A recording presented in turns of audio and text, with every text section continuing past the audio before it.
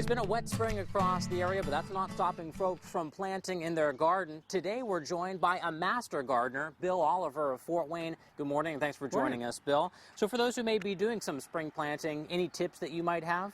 Well, especially with a spring like this where it seems to be raining every day, you want to let the soil dry out a little bit.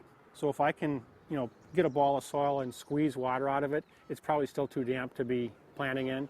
We've got some plants here, and today we're going to be planting in our lasagna garden that we've made recently here on the Green Thumb. What kind of plants do we have this morning? We have a couple of pepper plants and a couple of tomato plants.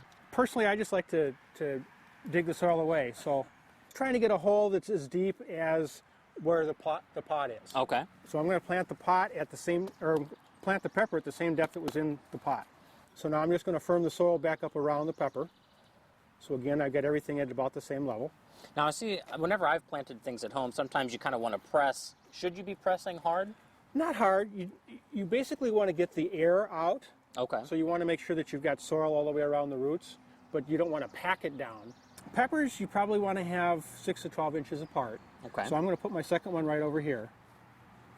Tomatoes I'm going to want further away. Okay. And I'm probably planting these a little closer than I'd like to.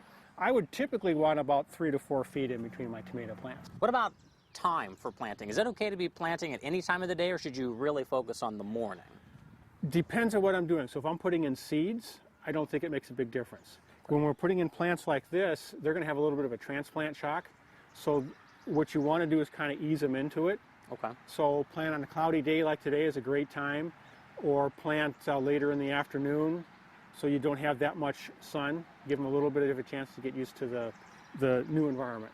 Well, good tips. Thanks so much for joining us this morning, Bill. Really looking forward to seeing these things grow and get some nice tomatoes and peppers on them, too. Definitely. For more gardening tips, just head over to the Green Thumb section on Wayne.com.